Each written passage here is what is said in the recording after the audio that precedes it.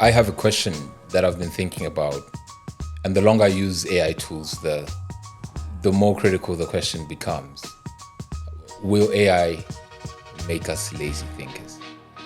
The beauty about using AI is that we can get to outcomes much quicker, and much quicker without necessarily understanding the process or inputs required to get to that outcome.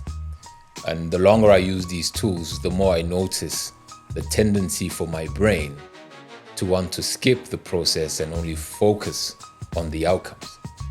So whilst I believe that I've become 10 times more productive and efficient as a professional and an entrepreneur, I've also become aware not to lose agency as a thinker. And so today I ask you the question: will AI make us lazy in our thinking? And are we developing an obsession with output rather than process? Welcome to Winners Win.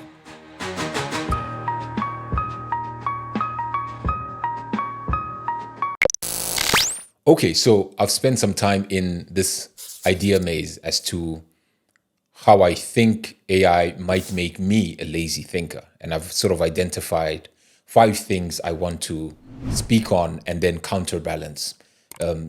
And the structure I've chosen with this is there's a key risk, there's what happens, why it matters, and then the potential countermeasure or counterbalance, right? So how do you find that right balance? The first risk for me is the over-reliance on AI. We risk becoming passive consumers of AI-generated content or decisions rather than active agents of our own thinking. And what happens in this process is when AI tools handle an increasing share of our decision making, for example, the recommendations on what we should buy, what we should watch, or what we should read, our personal judgment and autonomy can sort of diminish. Why it matters is that over time, this erodes our ability to think critically and form our own opinions. The potential counterbalance, in my view, is that you always have to supplement AI recommendations with your own research and your own intuition. Treat AI-generated conclusions as the starting point as opposed to the final answers. The second risk is what I'm calling the lazy thinker problem. And the key risk here is that having the answers always at your fingertips can discourage deeper inquiry, right? So the answer is there, therefore I'm not searching for anything further. What happens is that with AI chatbots and search engines delivering quick information, people may skip the important steps like double-checking facts, reading context, or truly understanding the why behind a reason or an answer. The reason this matters is that intellectual curiosity and continuous learning hinge a lot on exploration or your desire to explore, not just the retrieval of information or the correct result, right? So we had the problem where school took us through a memorize and regurgitate problem. Right now, our intellectual curiosity is challenged because all we want is the correct answer without necessarily understanding the path to getting to that result. The potential countermeasure, in my view, is to encourage habits of questioning and reflecting. I sort of think about how many times will I ask before accepting the AI's answer that's been provided? How many times do I ask, why is this so? Why is this so? Why is this so? You could do it 5 times and make that sort of the thing that you do in order to, mitigate against lazy thinking. The third thing is shifting from process to output. The key risk here is when people focus solely on the results, i.e. we've got the answer, instead of examining the methods and the data behind it, we lose sight of what's actually guiding this AI. And what happens is you begin to trust the final numbers, the statements, but have no idea if the path it took to get there was logical, biased, or even correct for that matter. And then you adopt it as fact. The reason this matters is that you have to understand that there's still a black box situation that allows errors and biases to creep in unnoticed.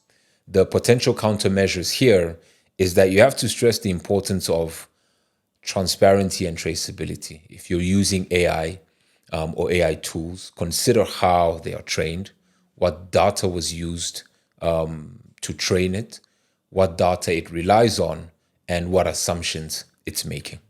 The fourth risk here, and I've spoken about it many times, but I think that this is uber important, is the decline of skills and jobs. As AI takes over tasks from driving cars to diagnosing disease, humans might lose the proficiency or the opportunity to develop some of those skills. And what happens is that when an automated system is always faster or cheaper, humans do less of the work. And when humans do less of the work, it's harder to maintain or learn those skills.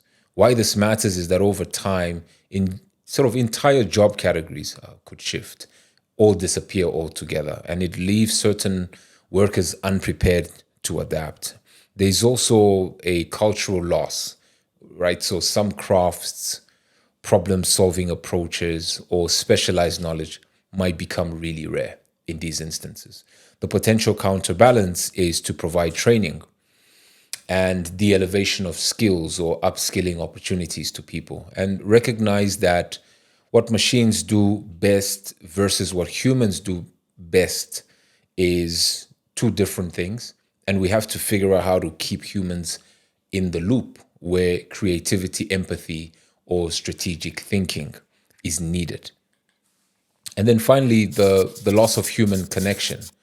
AI, automation, and digital tools can create new kinds of social isolation and deepen existing inequalities. And what happens here is that people have access to advanced AI tools, they gain advantages. Meanwhile, those without access to these tools, due to the cost, the education, or the lack of infrastructure, or the infrastructure barriers, fall further behind.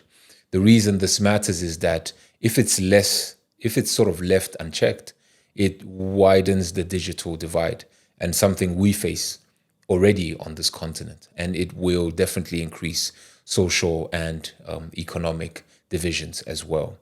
The potential counterbalance here is that you want to ensure equitable access to AI and digital literacy. Again, these are programs that can and should be run by yourselves as an entrepreneur, for your teams, governments, businesses, and schools that can collaborate to make training and resources more broadly available so that everyone benefits from these AI techniques.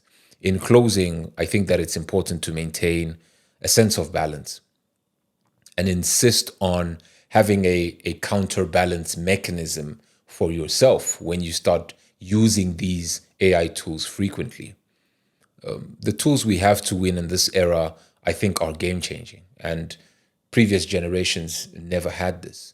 But if we are not careful, this stuff comes at a cost, and we'll lose the very thing that makes us human if you don't find the right counterbalance. I hope this brought you value. Thanks for watching. This is the Winners Win podcast. Please hit that subscribe button, like, share, tell a friend to tell a friend, and I'll see you on the next episode.